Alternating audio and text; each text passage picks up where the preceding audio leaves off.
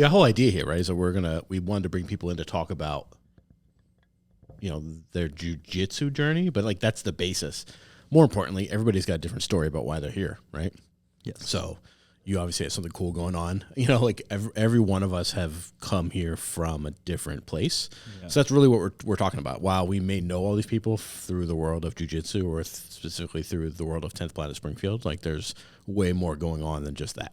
Yeah. So that's really the idea. It's like all these different walks of life meeting, and then like everyone at our school, it's like, I think I know you a lot. And I do. Like, I know like how you break mentally. I know like what pushes you the best. And I know exactly what misses, like takes you off or when you're having a bad day. But it's like outside of this, it's like, I don't even know your girlfriend's name. Right. Yeah. So, there's a lot we don't know. I said the same thing to Matt. He was talking about like, we had Matt in last. And I think I said to him, like, when we first started, like, I know nothing about you. Like, it comes right down to, like, I know nothing. Yeah, I know that you coach football. I've known you for so many years. Yeah. So it's crazy. So let's step back to the part that we've been terrible at so far. Yeah. Who are you? What's your name? My name is Josh Pulgarin. I do jiu-jitsu with you guys. And that's as far as we got so far. Yeah. We have failed at this part of every interview so far, like just getting the person's name. Yeah. Where are you from, Josh? I'm from Southern Connecticut. I've lived there my entire life. And then I also work up in Western Massachusetts, a few days a week. And I was doing that so much. Actually, goes kind of organically because I haven't done this with you. I've done, know my stuff. So, I work in music and, started coming up here a lot for work. And then was not training a lot because of that, because I would just be up here so much and the nights were so late that eventually I was like, I need to find a gym to train at that will understand this situation that I'm in, because I'm constantly on the go, constantly traveling, going back and forth. And this has been it. No looking back. So you train back home? Yes. Yeah, I train it's pretty much a 50-50 split at this point.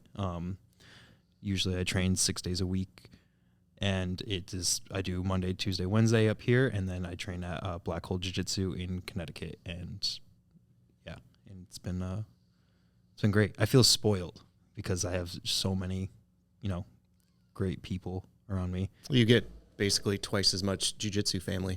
Yeah, and even more if you count, the sister the extended schools, families. The extended families that 10th Planet has, and that Black Hole has. It's endless. It's Josh unreal. Travels. He leverages the teams to his advantage depending on where he's dropping in. Absolutely. Yeah, that's awesome.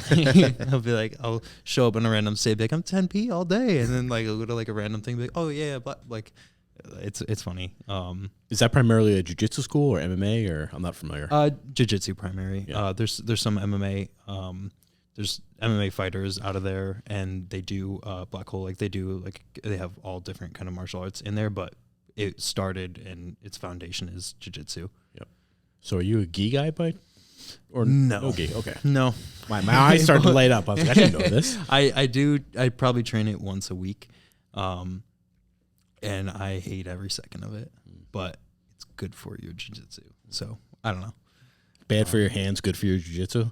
Yeah, I think jiu-jitsu is bad for your body and a few years in, but your hands specifically more with the gi for sure. So before you started coming up here, were you at that time doing mostly no gi? Yeah. Back then it was still 1 or 2 days a week. Just gi. It was like Wednesdays and Sundays, and I'm not here I'm up here now on Wednesdays, so no, like I miss out on that part. And usually Sundays is the day I'll throw on the gi, and I like it because it still brushes you up. I don't want to be 10 years down the line and like hopefully be a black belt and then just not know like a collar choke, to have some understanding of it it's cool with me. I'm happy with it. Yeah, I'm definitely down with that. It's the reason I'll throw the gi on every now and then and roll in it or open mat. Just try to stay sharp. Yeah, something there. Just give me, I don't want a guy who just walked in and then knows a bow and arrow choke and catch me by surprise. Good bow and arrow, yeah. Couldn't be my ego. I was talking to someone the other night. It's recognizing the grips and how, a grip halfway up your lapel seems like it's no big deal, but that's just a couple of adjustments away from choking you. Yeah, it's wild how like you can just be like, okay, like especially a lot of no gi, be like, let me see where they go with this. Like with the gi, you're like, no chance. Those grips climb up too far, you might not get it back. Yeah. So it's funny after rolling, primarily doing gi for, I don't know, 6 years or whatever, and then putting it on sporadically here. I'm like, man, I have no desire to put this thing back on full time. Like, forget especially in the summer. Yeah. I'm too hot. My hands are too tired afterwards. Like, there's too many other things I have to worry about. Like, nope, I'm good. Yep. Once in a blue moon is fine. Like, once in a while at open map. I have no desire to put it on full time. All the gi players just rolling their eyes. I know. Mm-hmm. Yeah. Mm-hmm. Sorry, guys. I like scrambles. I'm used to it. Yeah. So what got you into jiu-jitsu in the first place? I pretty much learned my first steps as like a human, I think, were on a mat. My dad is I think, 2nd degree black belt in Kempo, and he owned a Kempo school for some time. Eventually, like, he loved it, and then eventually, I'm sure you can understand, like, when you love something and then it turns into a business, it becomes a business. It's no longer the thing that you just love and are passionate for. So eventually he sold that school, and then I basically grew up in like one of his best friends, their martial arts studio, and it was a Kempo school. So I was always always around it. When I was probably around a teenager, I started doing music a lot more seriously. I started playing shows probably around when I was like 11 or 12, and that just became full on up until a few years ago, almost 3 years ago now.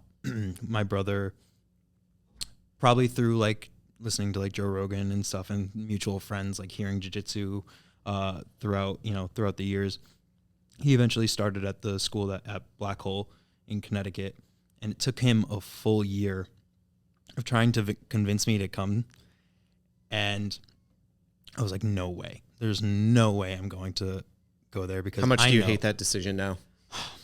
I know, right? Yeah. Because he always has that year on me, and like it's not a lot, but like when you're there, like it can be, that year counts.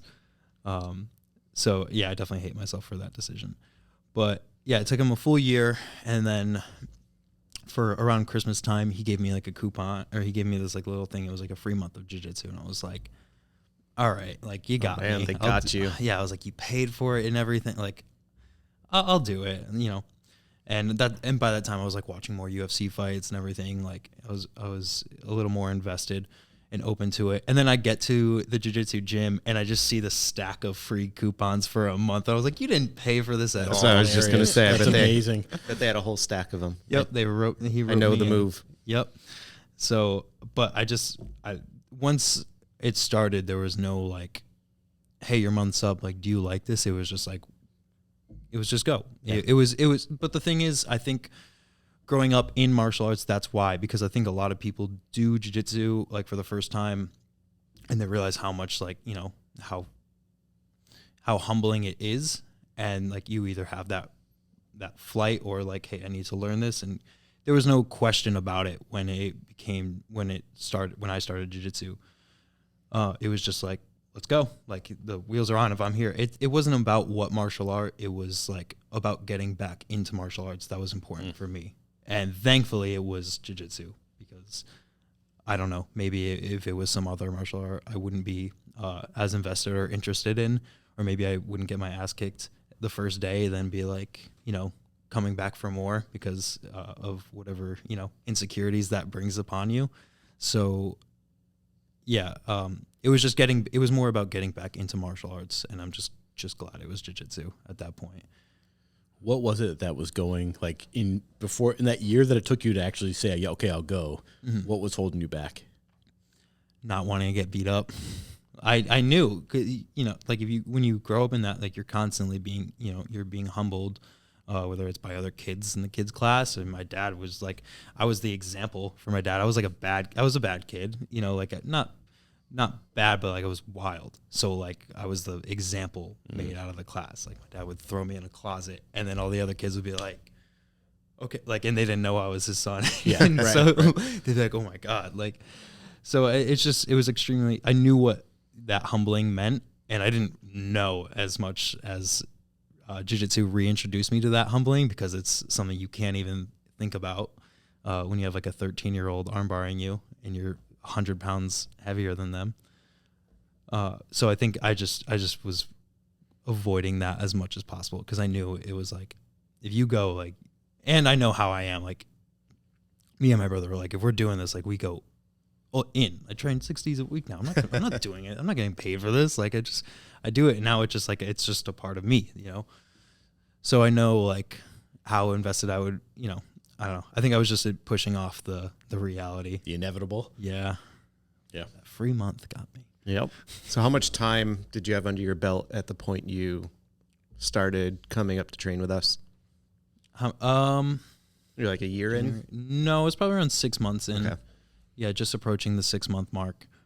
And yeah, that was, I wanted to way before. It was just like finding, I was just broke at the time, and I was just like, oh, I gotta like manage out, like, you know, how am I gonna do this? And probably just pushing it off of going to it at that time. Like I wasn't going to open mats or anything at that time, so it was probably pushing off the inevitable again. Brings back those same feelings. Yeah, I'm like, oh, I'm gonna go to a new gym and get my ass kicked. Like, but as soon as I like, when I was in the area looking up schools, like there was no doubt I was going to a 10th Planet if it was around the area. Like Joe Rogan.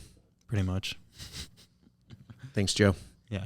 There's got to be another one. There's got to be like a pie chart, and it shows like the influence of why you joined jiu-jitsu. Right. Joe or and Jocko. Yeah, that has got to be like majority of the chart. That's pretty funny. Yeah. Very true. Yeah. So let's go back pre-jiu-jitsu. Yeah. So now you're in something I could talk about all day long. But so you said the day job is music. Yes. So you before you got into it as a job, you're a musician. Yeah. Yeah. I'm a musician. It's been the foundation of my entire life. I think there's a video of me and my brother like humming along to like Ride the Lightning by Metallica, like on a VHS tape. My dad was just like, here's this album, go have fun. Like, and we did. So that's been like the staple of it all. I went to my first show at the Webster Theater in Hartford to go see Story of the Year when I was 7. So I don't know if I have great parents or terrible parents, but that's been the foundation for everything. It's probably the same year I saw them, but I wasn't 7. My parents just covering my ears as people are probably walking by, and I don't know. I was way too young to be there. I think the age limit on the ticket said 12, and my dad was just like going up, like he had friends playing, like he had like friends like playing in bands too, like that like supported the show and stuff, and we were just like, come on, and they're like, okay, that's great. That was the convincing back then. That's great. I don't know if it would be different now, probably not, but just like, come on, man. All right. So you made your way into bands. What do you play? Yeah. What instruments do you play? I started playing drums at around 6 or 7 because my dad plays guitar and my brother plays guitar, and they were playing all the time. We had a drum set, and I remember the first time I played like drums like seriously was not seriously, but they were just like playing Metallica songs together, and I just hopped on the drum set and like played Harvester of Sorrow, and just like the opening line, the da da da da da, like just played it on drums, and they're like, that was good. And then it was just like the rest on. We always played from there. Which fits with our conversation from yesterday, talking about keeping time, right? Oh, yeah. Now I know why you're so passionate about it. Please do. I don't know if anything seems more impossible to me than playing the drums. Yeah. Like all 4 limbs doing different things. I just, no chance. Yeah. I don't know how because my dad didn't play drums, but like he's like competent in music. So he would show me like the 1, 2, 3, 4. And that was like it. Like that's all I had. And I just took it and ran. So when I was, we were always playing together, and then around like, my brother is 4 years older than me. So by the time I was 11 or 12, he was 16, and some of his friends were playing shows and bands and stuff. I was like, it's our turn. Let's go. So I was the one just like emailing, promoters in the area, just being like, hey, can we hop on the show? And like, yeah, sure. Like, and then we show up, and then like, hey, I'm that person from the email. I'm Josh. And they're looking down like, you're a child. Like, where's your parents? And I was like, oh, they're right there. They just drove me, let's go unload the van. That's awesome. Yeah. But like I had to it slid by because like I had my brother, so that continued throughout all of my teens. You guys are playing metal this whole time? Yeah, metal. We would do regional shows, everything. And then in high school, I started like touring with bands, and then I got into tour management eventually, just because I wanted to be on tour. I wanted to be out there as much as possible. It fascinated me. I loved traveling. I love music. I love being with my friends, and I was like, okay, like so I would just anything I could and go sell merch. Anything, any reason I had, or just go fill in for drums. And then eventually my brother joined a little bit bigger of a band. And later in high school, they needed a drummer. So that's when I was just like, let's go. And basically I was a pretty responsible kid. So when I would just go to my teachers and be like, hey, I'm leaving for a month, they would just be like, oh, okay. Like, we know you're not we know you're like a reasonable person. So I don't know why, but they, gave me that trust, and I was able to keep up, on grades, go on tour, and just be like, hey, I'm going to Texas for a week. Like, I'll be back on Monday. And their eyes are just like, okay, like do whatever you got to do. It's just like, you'll make it work. So that's when the traveling and stuff started. So I did that for a few years after, and then eventually made the switch into management. It actually all works out because the band that I was going out with and doing tour management for, I like cut my teeth a lot with them and went through the motions and everything, was touring with them a lot. Eventually their manager was like, hey, I think you would do well in the office and working with me as a manager, or just come help me out. Like, it wasn't like a set thing. Like, you need to be a manager. Like, it was just like, I need help. You seem like a competent person. So come work. So I did. And eventually that band that I was tour managing, like I said, he was their manager, and their bassist left. So then I grabbed my brother. I was like, here you go. Here's your, here's it all. And it all came back around. So now I am on the management team of my brother's band, and, and my best friends, because I traveled every state of this country with pretty much. And it all came around full circle for that. So it worked. So that makes a lot of sense. A lot of people here are always surprised by how young you are. Everyone assumes you're older. So it makes sense now you were hanging out with adults doing adult things since you were 12. Yeah, even younger. It was just like going to this, my parents would just drop me off at the skate park. You're with your brother, so you're going to be in good hands. And it was just like, I was 8, but I was 12. I was 12, but I was 16. Right. I was doing everything at the time with them. And to this day, we still do. All my closest friends are in that age bracket and everything like that. So I don't know. It's crazy how, I don't know what my parents instilled in us, but like, everything we did, it was just side by side, and no complaints about it. There was never like, hey, I need to go do this. Like, or if there was, like, I understood the space for it, but everything, it was always just like you and your brother. That's it. Nice. That's especially, you said 4 years apart. Yeah. It's usually enough of a gap that I feel like most siblings aren't going to be wanting to do things together. Yeah, for sure. I don't know why. I was just, anything he did, like, we would just go home and just go do it together. Like, if he started getting into skateboarding and stuff, and then we would be home and like, let's go skate. Like, everything. It all started with music though, because like we would just play together on that end, and then he would get into skateboarding, and then I wanted to do that, and it bled into jiu-jitsu at the same time. It all came back around because he started it, and I was like, no, but like eventually, like, I want to hang out with him. I want to do, and then like there's also that like idolizing your brother thing that like always happens, so whether it's like I want to get better than him and beat his ass, or like I just want to do it with him. Yeah.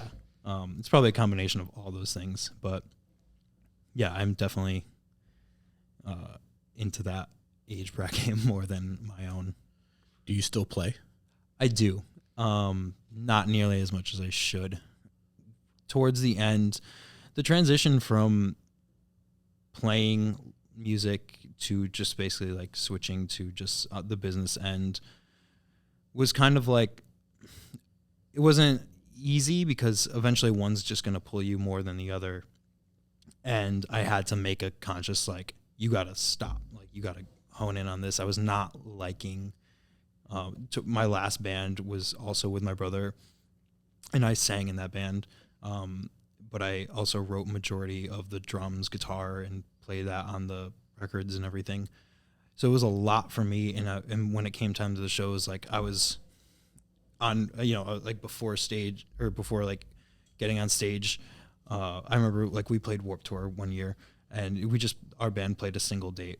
But meanwhile, like the bands I was working with through management were on the tour. So I was like handling all of that stuff, and then like having to be like, okay, I have to go play. It's time to like be me and like be this thing. And I was like eventually just getting over music, playing it, and then the pressure of that.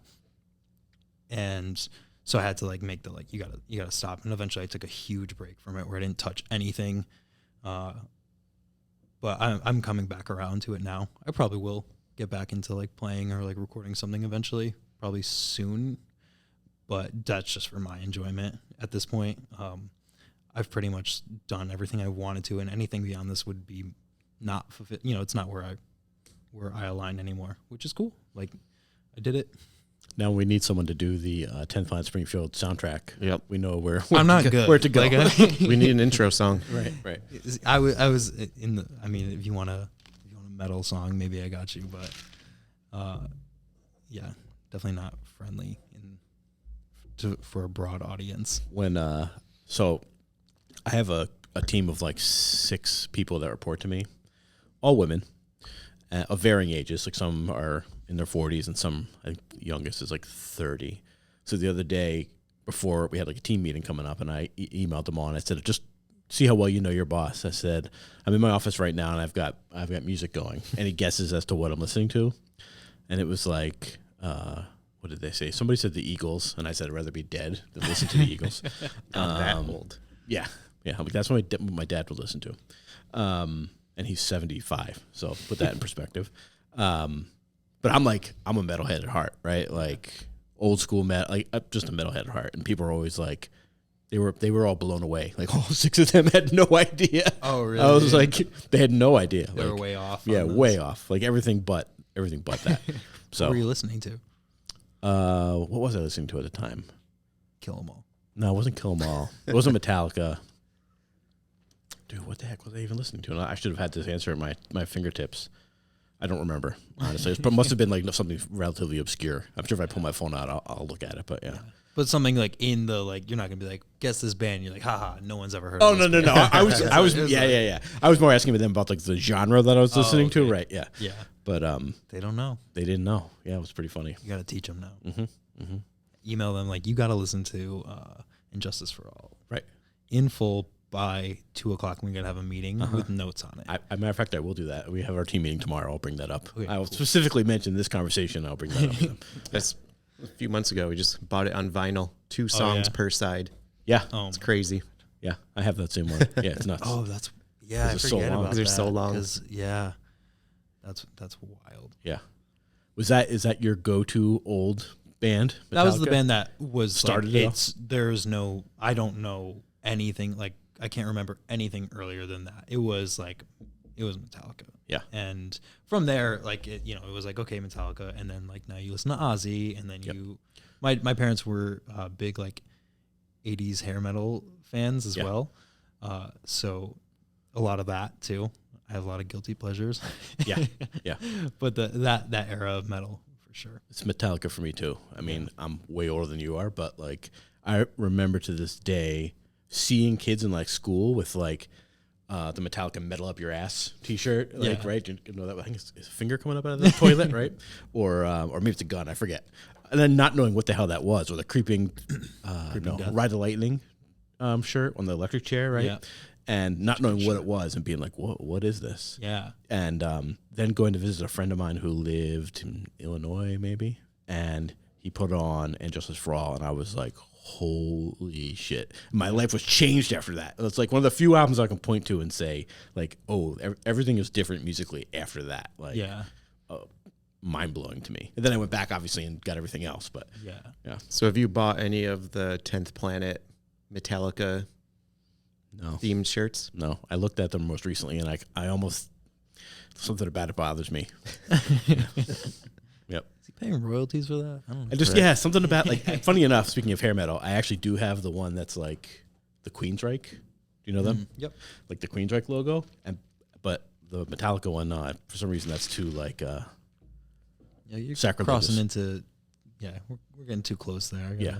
It's funny. People laugh at me because I'll tell them I hated Metallica until like 3 years ago because I was in high school during the Napster age. That's like, a good fuck those guys. That's a good excuse. Like that's God, you guys make me feel old. I can't. Yeah. You don't even want me talking about it. My dad handed me a cassette of Ride the Lightning. Was like, have fun. I was like, where do I put this? Oh, that's awesome. Yeah. We have to go into the Firebird. That's awesome. Yeah, that's awesome. So you have now branched into new musical territory. Yeah? Yeah. Let's talk about that. Exciting news. Of management. I recently, what you're referencing, I recently launched a record label. It's interesting with that, just with how you can like perceive things on social media, where it's like I did this thing, but like realistic for me, it's a little like side project and it kind of just another avenue, where it all stems back to management. I did this. Management's the primary focus. I love being involved in every aspect of the band, getting creative, doing their show, everything. I love being involved in the entire process. And, my mentor that I still work with now was basically hassling me for years. Like, you got to start a business. You're in your early 20s. It's probably going to fail. Like, but you just get it out of the way. Start it now, or it succeeds and is great. And then you'll look back and, everything will be great. But like, even if it fails, like you got to do it. It's better to do it now, than later. And you'll learn a lot. And I did not want to do it at all because I didn't want to be like, I don't know. I just wanted to manage. Eventually I think I thought of the name and I was like, okay, I could take this and run. And it kind of all stems down to like, it's a smaller label. But I can realistically do kind of like, I work with, bands that are like pretty established at this point and are on record labels, have booking agents and do tours. Not anything to like the arena, but they're in a pretty good spot. But the thing is, like if I want to work with like a smaller band, if I take my resources now, it's like, what can I do? Like, can I just hassle all these people? Like, hey, put this band on your label. And they're like, why? Like, so with having my own label, it's like, well, we could do this thing together. And I can like work with the smaller bands that I would love to manage and, just, have another reason to work with them basically. And so like, and then eventually if they, if we're in a good spot, then I can just take them on for management and we can go to a bigger label, and I basically approach, the bands I want to work with, that I really like and just like, hey, let's try this thing.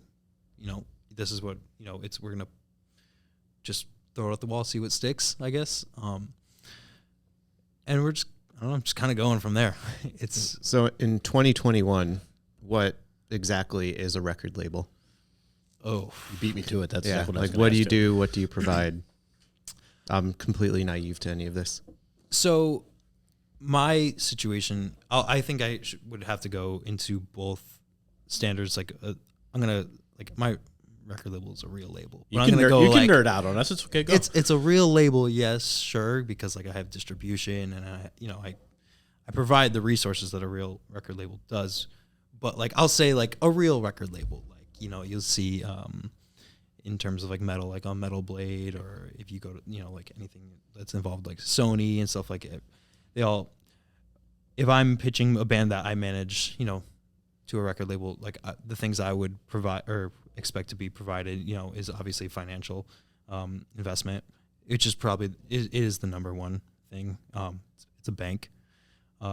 Is that for recording? Like we're going to give you X money to go record your mostly and promote your stuff. Yeah. So with that, they'll give an advancement for they'll pay for the record. Technically, they own the record at that point.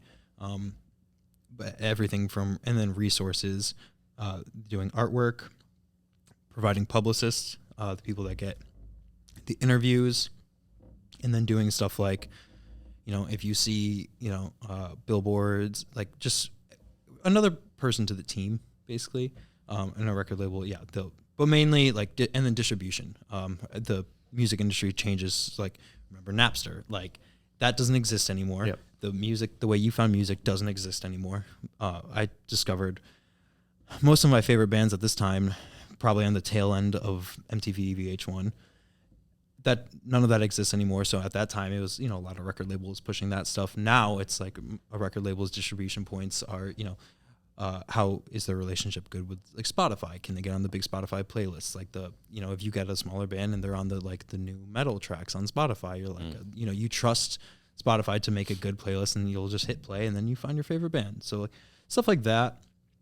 That's like probably the main point. And then for me as a smaller record label, it's basically the way I approach it is just because it's just me and, I have help from a lot of great people, but, it's just like me managing.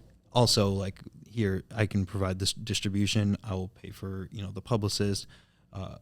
We'll do the artwork, promos, videos, everything you see. I'll put it all together, and I'm invested just as much as you are, and let's just see where it goes at that point. But the definition of a record label changes probably every day in their role to it, because I have record labels where it's like, where they are so involved, where it's just like if I can technically, like, they're not obligated to do anything but what they provide in a contract, where it's just like you're going to pay for the record, you're going to pay for the art, we're going to sell your t-shirts through them, we're going to get you in stores, whatever it may be. But like there's also labels where I can call and be like, hey, I need help like with this tour, can you call their can you call their manager too? You have a good relationship and you have another person on the team. So it changes every day. I don't know what it's going to be like in 5 years, but I guess that's all the fun of it. So what's the name of your label? It's called New Frame Records. And where can people find it? newframerecords.com. Pretty obvious, right? Thank God that domain was not taken. Mm-hmm. Mm-hmm. You didn't need to go with .org. Yeah, or .co or something. I don't know. Yeah. Thankfully, GoDaddy helped me out with that one. Grabbed it very cheap and very quick as soon as I found the name. I was like, all right, well, I have the name, I have the domain, now I got to do it. Yeah. Yeah. And then you got to buy every domain that's close. That's true. And forward. Yeah. I haven't got to that yet, so don't steal it. Somebody turns it into a porn site. Yeah. Yeah. Or a virus site. Yep. Just throw my music on there and get it more plays. So, do you have this is see, now I fucked up a thing, so it's a good thing we record this so I can re-edit it back. If you we asked this to everybody, and it's particularly appropriate for you coming from the music world, but if you had a hypothetical or real super fight, what would be your walkout song? You had to know this question was coming. No, because I've had this talk with so many, just joking around, and I'm always the guy that's just like, I'm not entertaining this conversation. Gotta pick. Yep. I have to. Oh man. We're gonna make a playlist eventually of everybody's. It would be pretty cool. Pretty that would be. Yeah. Throw it up on Spotify. Yep. I can start it actually. I know the song since I mentioned Story of the Year before. Now that's coming to my head, and I think it's The Antidote by Story of the Year. And if that's not the one, that it's The Antidote. Jamie, pull that up. Yeah. right. We'll plug that in right here. I think that one goes hard. So hopefully I'm thinking of the right song. So you want to come out to something hard. Yeah. As a nice, subtle guitar intro, and then just kicks in. Because we've had that discussion too. Do you want to come out to something chill, or are you just going I can't think about it too metal? much. I thought of a cool song and now I'm running with it. If I think about it too much, then my brain will go We'll put the Spotify playlist together, and I won't tell everybody who the other picks are. We'll have to figure out whose walkout song is what. Everyone seems to be one extreme or the other. It's just like death metal or something so chill you wouldn't expect it to be a walkout song. Yeah, you wouldn't expect it to be a fight, But some people just like to slowly walk out and be calm and relaxed. I like when people walk out to like super American songs. Like for some reason, there's something like just there he goes. Yeah, like, about it. I don't know. What was it? Adam just said he walked out in his first fight to "I'm a Real American." There you go. Hulk Hogan theme song. Which doesn't get any better than that. Yeah, no, it's amazing. And some people just have theme songs forced upon them, like Bill or Jameson. Yeah. Their theme song chose them. Yeah, exactly. Any musical acts or bands that you're into right now that you should enlighten us on? I've been listening to some. Oh my goodness, there's this band called Yes. This better be good now with all the buildup. This band called Turnstile. I'd never listened to them before. I lose all my hardcore credibility because of that. There were I don't know the exact deal. I've seen their name a million times. They were a hardcore band, I believe, and then they just got very experimental with stuff.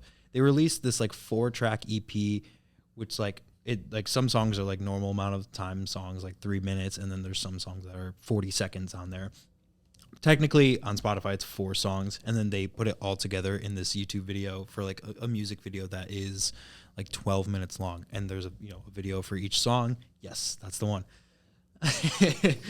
And I was like, all right, I'll finally check this out. I don't know why. Like I saw like a preview on Instagram. Maybe I was like, the video looks cool. Let me finally listen to this band. And the first second that I played it, I was like, I didn't have to hear anything else. I was like, I'm such an idiot. Like, I can't believe I didn't. And that's how I get into every band. For years, someone tells me to listen to it, and then I don't ever. Yeah. And I'm like, have you heard of this band? They're called Megadeth. Like, like. Have you ever heard of jiu-jitsu before? Yeah. They're like, oh, yeah? The thing I've been telling you about for a year? My brother bought me a free class. Yeah. I would probably have the nerve to, like, try to get my brother into jiu-jitsu after he's been telling me for a year. Yeah, I have a previous Turnstile album, but I can't. My problem with music, and I said this to Pat during our first interview, is like it's a never-ending quest of searching, right? Yeah. So my music collection is too vast for me to remember what one thing sounds like from the other, which is just stupid, right? Mm-hmm. Like, yeah, and those songs, like it goes. I don't know. Part of it sounds like there's parts in there that sound like Bad Brains. There's parts that sound like Suicidal Tendencies, and then there's just like 80s synth pop stuff in there. But it's so cool. It's definitely probably one of the coolest things I've heard. I'm so glad I thought of it. Usually I would leave this room and then just be like I would say something stupid here and be like, I don't know, listen to like anything, something. Listen to Foo Fighters. I don't know. Yeah. Like, you ever hear of them? Yeah. But I'm glad I thought of them for that. Yeah, that's great. Would you consider yourself a musical snob? No, I don't think so. Because I'm not a musician that like does like the like crazy like here's 5 or 12 different ways to play a D minor. Like I just play. Yeah, but even like people's tastes, right? Like music snob. No, I don't think so. I think I have too many like guilty. I love pop. Pop is probably like one of my favorite. Like I think like at this point like Sam Smith is probably like one of my favorite people to listen to of all time. So and then so like my variety goes from listening to super heavy stuff to that, and then I'll listen to like randomly I'll just put on like Some Kind of Blue by Miles Davis. Like I don't. If you were charged with choosing the playlist for class tonight, what are you putting on when you go up there? That Turnstile EP. It's so good. I actually maybe I will, and then just see people's reactions. They hate it. I think they will, but I'll do it anyway. Yeah, we'll turn over control. Yeah, we need some variety. Yeah, I definitely have played things like in the gym, and then like in the middle of rolling, people are like, "What is this?" I'm like, I don't know. It just went on shuffle, but whatever. Yeah, I like it. Yeah, we need some variety up there. We get too much of the same. Yeah, you get comfortable. Let's get out of the comfort zone a little bit. I think the other day I played a little Monster Magnet, some old Monster Magnet, which I thought I was the only one who knew what that was in the room. I forget what else I played. Was it like, were you the only one? Yeah, I'm pretty sure. Okay. I don't even think anybody recognized what it was. Yeah. I think at this point, like, people like they're not going to judge whatever comes on, because like, though we do play a lot of the same stuff, if someone throws on something like Pete one time played an entire Tool album for a class and no one said anything except me at the end. I was like, what are we doing? Yeah. Like, what are we doing? Yeah. Yeah. I'm stressed out, and this 5-minute drum solo is not helping.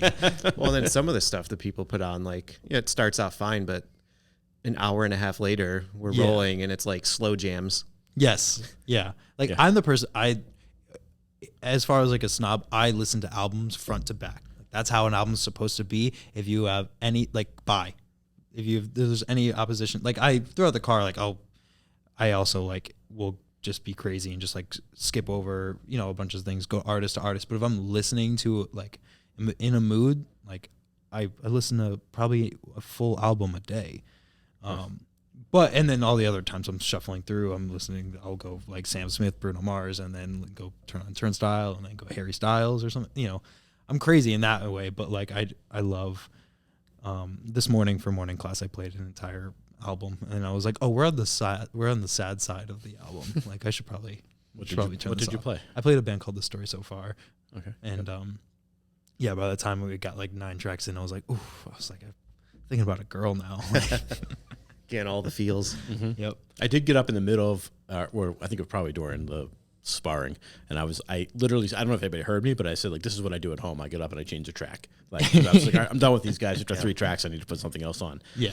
I wish that I listened to an album from start to finish. Nowadays, I just don't. The way I said it made it seem like I'm strict. Like, I only listen to, not at all.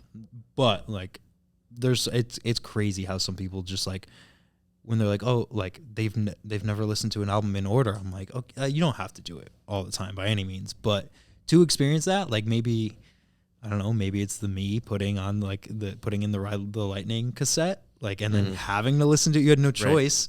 Right. Maybe it's that, like, bleeding in. But it's how an album is, made. So I want to experience everything in that. Yeah. And I've liked that about music. Getting back into vinyl. Yes. Like, yeah. It's this big thing with artwork all over it, and you open it up, there's more artwork. Yeah. And there's the lyrics. Yeah, I love that. And then you just listen to it straight through until you have to flip it. And then which is the problem with that Metallica album, because you got to flip it after 2 songs, right? Yeah. How many would it come in, like, with 6 different, like, discs? 4? That one's 2. Is it 2? Yeah. At least the version I got. Yeah, it's 2. Oh, yeah, so it's 4 sides. Yeah, 4 sides. Yeah. Okay. Yeah. So that's like 8 songs. I don't know. It might fit 3 on a side of one of them, but yeah. Yeah, it's funny how now, like, I was talking with a older band that I can't really say, but like, that is making a comeback, and is it Guns N' Roses? Ever heard of them? You ever hear of this band Guns N' Roses? They're making a comeback. Yep, they're doing an album, and they're like, yeah, 8 songs. I was like, 8 songs isn't enough, and I'm like, oh, your songs are 8 minutes long. Yeah, that'll probably be why. Over all time. Yeah. Yeah, where I'm used to, like, bands like my 3 songs, generation. or 3 minutes. 3:30, we're good. Yeah. 2:30, I got places to be. 2:30 is great. That's really funny. Yeah. But I think about my favorite albums of all time, and they are albums, not singles, right? Like, that's a difference. Newer stuff, no, but like older stuff that I'm talking about, like, definitely has their albums, not songs. And then you listen back, you're like, this song's 6 minutes? Like, how? Like, what I remember, no way. But it is a lot of those songs. Yep. Like, One by Metallica, there's so much Metallica talk on here. Yeah. I love it. But yeah, that song goes on forever. Yeah. They're probably going to want money just because we talked about them so much. I'll give Lars my money. Yeah. The last track on And Justice for All, Dyer's Eve. I almost called it To Live and To Die, but that's the last track. Not very many albums these days that my feeble brain can remember all of them on, but that song, I remember the first time I heard it, I was like, oh my God, this is like the heaviest song I've ever heard in my life, because it's super fast and like super aggressive. I still listen to that now. Like, I'll go in, like, that'll be the first track that I put on from that album. So I love how albums, like, even still, like, bands are still creative with it. They'll tell, like, a story, and then, like, at the end, like, you're like, what way are they going to wrap up the album this time? And then you'll get like little hints, like not as much with vinyl, but the cool thing with like Spotify being a thing, it's like if you play your music on loop, it's like the band was creative enough to loop the last song on the album with the first song. You could just go like those are, I don't know, that's cool. Like you can complain about how times have changed, but like look at that's awesome. Yeah, I've done that. You don't even recognize you. Yeah. You've gone all the way through. Then you listen to the album again. Yeah.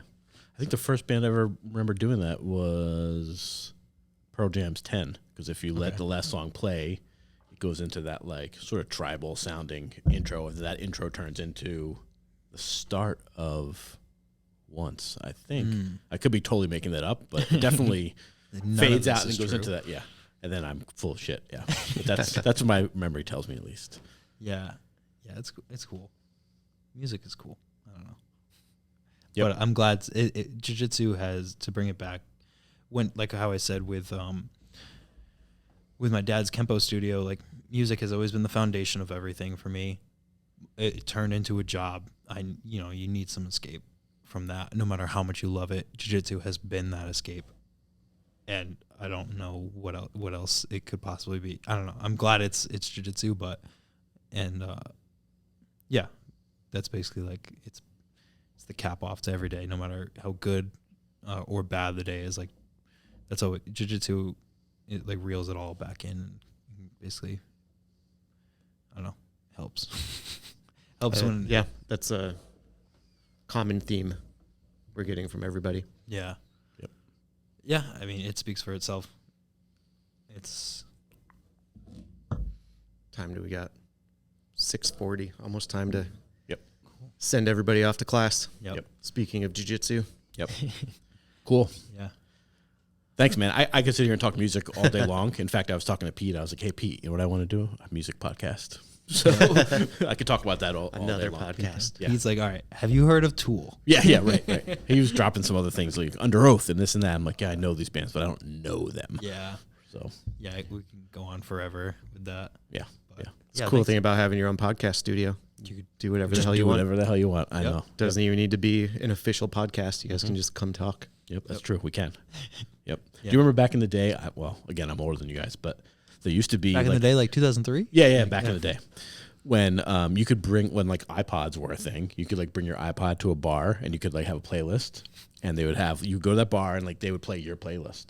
And I was like, oh man, that's such a cool idea. Like just to be able to share music with people and like hear what people are. It's like you would plug your iPod in to their system. I didn't go to a bar until 2 years ago, so I don't remember that. Wow. I did always like the digital, twice as old as you are. The digital jukeboxes. Yeah. So you go in, line up your playlist. Yeah. But then you don't realize there's 2 hours of music already queued up ahead of you. Yeah. You're never going to hear your songs. You just paid money to Yep. listen to someone else. Or you could pay the extra $1 and have it skip ahead and right to your play your song next. Yeah. Yep. So anyway, there was this thing called iPods where you could put music on it, right? My first CD was Hybrid Theory by Linkin Park, and I think I bought that and Limp Bizkit's first CD at the same time. Whatever terrible FYE employee that sold me Limp Bizkit's Chocolate Starfish in the hot dog flavored water. Not even a good Limp Bizkit album. Hey, hold on. I don't know what terrible employee sold me that, because I was like probably 5, and like my mom was getting her nails done across the mall, and I just walked in like, yeah, let's go. And she plugged it in the car. Was like, oh my god. I'll tell you, if you go back and listen to the first Limp Bizkit album, or maybe it's not even the first one, the Dollar Bill Y'all one. That album rocks. Yeah. I wouldn't talk about that too much, but it does rock. Yeah, you're like, we have to cut all of this out for the sake of everything. Yep. So now that I've incriminated myself, Pat, should we wrap it up? Everyone just canceled their memberships just for this conversation. We don't even have any subscribers yet. They're already gone. Right. That's why. I put us in the hole. You can have a music podcast and you need to say the Dollar Bill Y'all by Limp Bizkit is good. Yep. Oh man. Well, thank you guys for having me. It's cool to I mean, some of my best parts of the day are the talks that you have like at once the mats are clean after jiu-jitsu and stuff. Like that's where people are the most real, and you really get to know people. And then but like right now it's like we never get to just sit and have a conversation. So that's some of the ideas. Exactly why we're here. What we're talking about. Yeah. Especially after the past year with COVID, and we weren't just all hanging out like we were used to. Yeah. So all those conversations got missed. Yeah. Yep.